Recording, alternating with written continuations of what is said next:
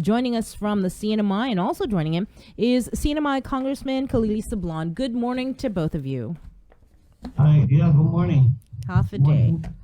Good morning from Saipan. And Congressman, thank you so much for your time. I know you're just returning from DC yourself after the historic passing of the Build Back Better. How was that? I just asked you before in the break of you. I got to witness the 8-hour, 30-minute speech that was historic as well. But lots of money possibly on the way. I know it's a narrow battle in the Senate at the moment. Yeah, so yeah, the Build Back Better Act is just huge for the Northern Marianas, and of course after months of debate, it passed the House on Friday. We still have to get this through the Senate, of course, but the president told us he can get it done, and he said he will sign the bill when it gets to his desk. So I believe him. If the Build Back Better does get enacted, coming on top of the over $2 billion in federal aid the Marianas has received in the last 3 years, it would help everyone in the Marianas for years to come. And we know that at least under the current version, the BBB will have about $1 billion for the U.S. territories. But also this comes on the heels of the infrastructure act that was signed with at least $100 million dedicated to the NMI. You released a press release just before we this morning outlining some of the top allocations for BBB in its current form. What are some of the big ticket items there that are especially going to impact the Marianas and the CNMI specifically? Yeah, Tomas. So the Build Back Better has $1 billion for critical infrastructure in the Marianas and the other insular areas. This is again, like you mentioned, on top of the $100 billion for the Marianas in the Infrastructure Investment and Jobs Act, the gifts that the president signed a week ago. Build Back Better increases Medicaid-based funding to $70 million, more than ever before, and it gives us a local matching rate better than any state. It also extends the child tax credit that has already provided $28.7 million upfront to Marianas families this year. To us, as chairman of the Early Childhood, Elementary, and Secondary Education, and following the monies that K-12 received in ARPA, I have been pushing for pre-K money, more money for Head Start and for child care for our working parents and our students. Build Back Better has all of that. And Build Back Better also has climate change resiliency money that we need during these times of increasing typhoons. And just, climate change is just as a matter all by itself. The Build Back Better includes my College Access Act with in-state tuition nationwide for Marianas students. It includes my Employment Services and Job Parity Act, making Wagner Pacer funds available for job training and placement. And Build Back Better includes my Job Corps nationwide act. We could eventually have a job corps training here in the Marianas. And these three legislation that I had introduced, to be honest, I've been working on them for over a decade now. So I'm finally glad that we were able to get it out of the House. And Congressman, one thing that is noticeable is, as you point out, no Republicans voted for the Build Back Better Act in the House, is my understanding as well. Just watching the conversation and that speech that happened on the floor, no shortage of partisan divide there. What were the conversations like going in, and especially advocating for the Marianas? Of course, over the weekend, we heard from Ernesto Lecanto interviewed at the press conference, Michael Nicholas. So what was it like for you in the negotiating rooms when that happened? In particular, to which item, Tomas? In particular for the chunk that the territories will get, because I know sometimes. To be truthful, Mr. Nicholas was working on these issues also by himself. He successfully got SSI in here for Guam and other insular areas in here and Puerto Rico. But some of these things we started work on for a long time. Like on Medicaid, Tomas, $70 million annually from Medicaid, the most we've ever gotten, and a 7% local match, lower than any state. This is a huge for the Marianas. I've been working on this for 13 years to get us there. Donna Christensen and the former delegate from the Virgin Islands, a doctor, was working on this. I joined her in this effort, and when she left, I carried the torch and continued. And you know, just for Medicaid alone, the last Congress was pretty good. Following a hearing I held in Natural Resources with Medicaid administrators as witnesses, Energy and Commerce held their own hearing, and we raised Medicaid, Mariana's Medicaid in particular, to 60 million in Public Law 116-94. With the automatic inflation adjustment, which we included in 116-94, funding for this year was set at 64 million. So the funding for Medicaid is now automatic, and it increases with the inflation adjustment.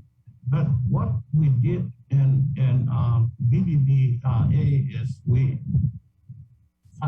make permanent the FMAP, the federal local share, making it the current 83% federal and 17% local. And we can do even better for that. We can bring that down to 11% if we set up a home and community-based service program to bring care to older adults and people with disabilities. And our Medicaid officials who met with staff last week in DC said they can get this done. So, you know, on the 1 billion, Tomas, that's right. Here's what happened. When the Build Back Better Act was reported out of Natural Resources Committee, we included 993 million for the Marianas and the other smaller territories. But when Build Back Better came out of the Budget Committee, 993 million has grown to $1 billion. And that sounds good, right? Except that the Budget Committee made Puerto Rico eligible for that money. And when Puerto Rico is included, all the little islands areas get less, a lot less. So Puerto Rico usually get 90% of the money. So I started talking to friends I've made over the years and pointed out that this is not what Natural Resources had in mind. And as vice chair of the Natural Resources Committee for Insular Affairs, we got this change. Puerto Rico has now is taken out. So instead of sharing 10% of 1 billion, now we get to share the whole $1 billion, 10 times more than we would have thought. And that's one. If there's one reason I was glad I went back to DC for a 5-day session, that is one of the main reasons, I think. And my concern just now is that the Senate will decide what to do with this money, and that the Department of Interior will also have to play a part to play in this, and that the Commonwealth government will not use the money to build that better. It could be wasted on pet projects and sole source contracts and sweetheart bills, because that's what we've been seeing for years and years. So I want to see the money spent to help people. We need to improve our 21st century facilities, our Commonwealth Health Center and health clinics on Rota and Tinian. Our power plants are very old. We could use some of the funds to modernize the power systems. We could catch up with Hawaii and Guam on implementation of solar generation and battery storage. They're way ahead of us.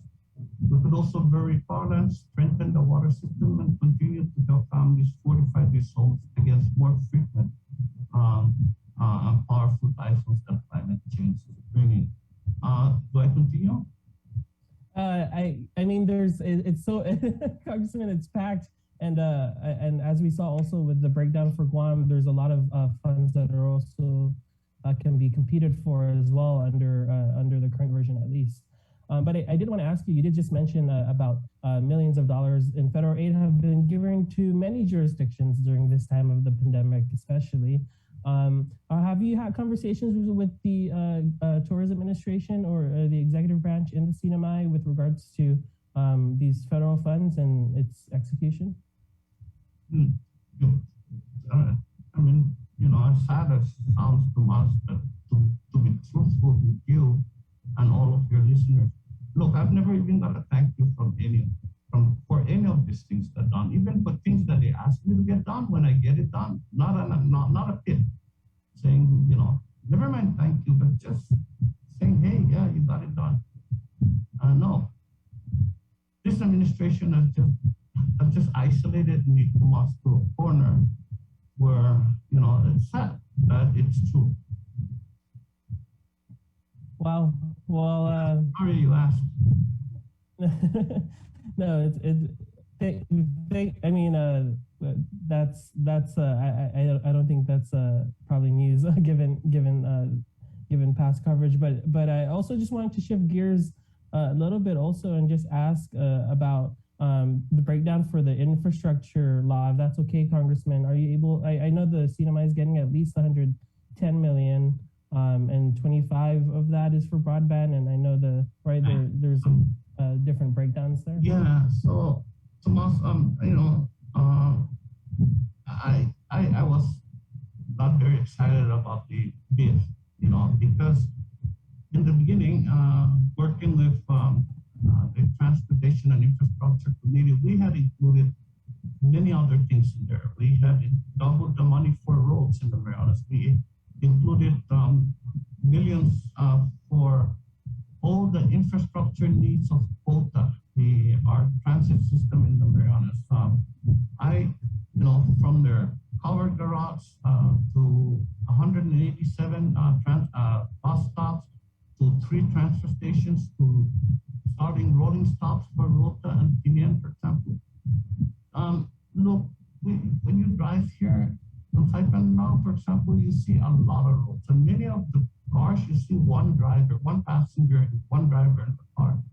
And it's the roads are getting congested for a while, and we need to start improving our mass transit system so that they become reliable. And once they become reliable, people will start using them and reducing the number of cars on the road. So, yeah, yes, there's $100 million there, like you mentioned, for broadband, for roads. Those are basically reauthorizations to us of existing programs. What I had was additional money for projects for budget items that are not included under regular authorizations. And I was really disappointed that they took it out, that these 10 senators took it out. And so where were we at? All right. I did want to ask you also about other things that you've been working on as well. I know that something that you mentioned in a previous announcement too is HR 3730.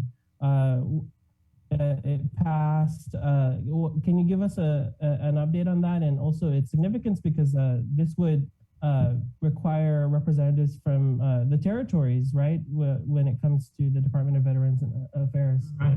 So this set up an advisory commission, basically, for convention of let me say 5 territorial outlying areas representatives and 3 from the really associated states, 1 from each island nation, and set up a committee that will advise the Secretary of the Veterans Affairs Department on the issues that face veterans here in our remote areas. Look, I was in Rota for Veterans Day, and I just I was happy that we have made so many strides, and small steps, but strides in the time I've been in Congress. It's hard to explain that to Rota because I'm Kenyan, because most of these things, they're here in Saipan, and our veterans in Rota and Tinian still face the extra hurdle of having to get here. I'll give you an example. A veteran in Rota, for example, needed to go see a doctor on Guam because there are no flights. There are no flights from Rota to Guam. But in addition, the flights that we have, for example, they cannot accommodate his electric wheelchair. His battery-operated wheelchair. So he had to charter a boat out of his own money. He had to take his wheelchair and strap it to the boat because the cabin's too small for the wheelchair. And that's how he got to Guam and back to Rota. And those things are unacceptable to the veteran. But no one at the VA knows or hears about those things. So it's my hope that this committee will be able to advise the Secretary of the VA department on some of the uniqueness of our veterans that our veterans here have to endure, despite the promise that America makes that it will take care of veterans. And Congressman, I do want to ask you as we head to the hour here, about the news for your reelection. You announced that you have, I believe this is probably the first time we're catching up live on the link. So I wanted to ask you about that. You received the endorsement from the Democratic Party. What's the outlook looking like campaign, if you're able to comment? Thank you, Mas. Thank you. Look, I've been a Democrat my whole life. And I caucus with the Democrats in Congress. But here I ran as an independent for 7 terms. But I have decided that I will run again for this position, but this time I will run as a Democrat.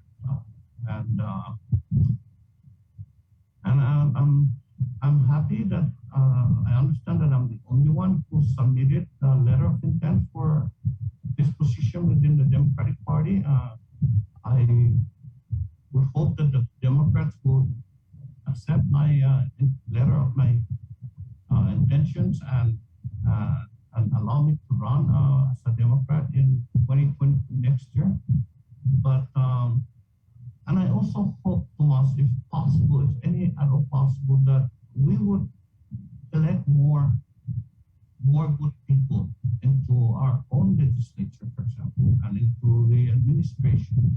And from what I see, Democratic candidates are the best hope, actually shining stars, if I may.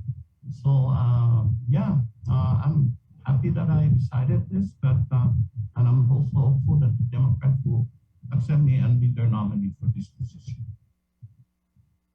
All right. Well, as we head into the holiday season, Congressman, also just wanted to open the floor if you had any message to the community before we let you go here.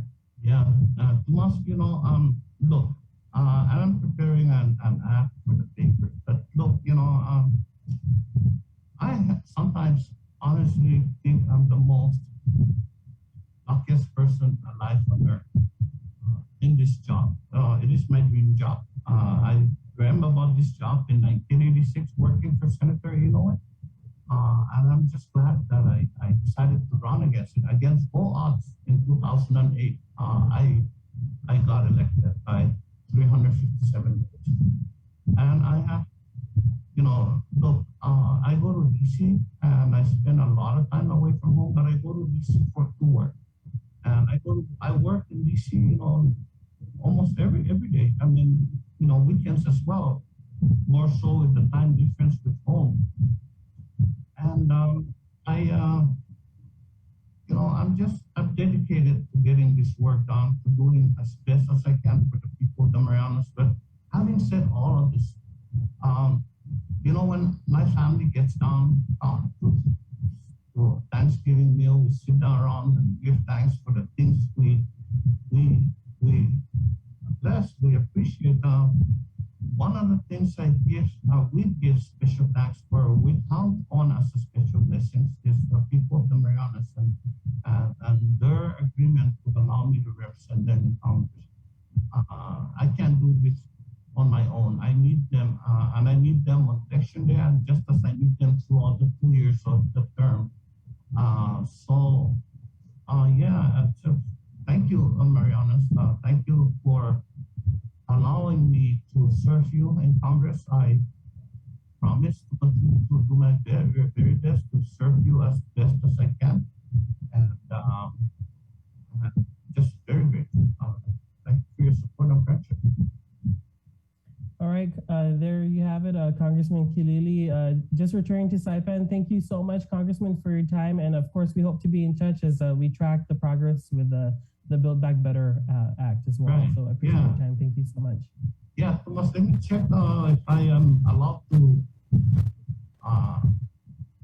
so I'll go work, but I'm at office. I'm not allowed to meet the public. But let me find out if I'm out of quarantine, and then maybe we'll get a chance to chat somewhere if you want.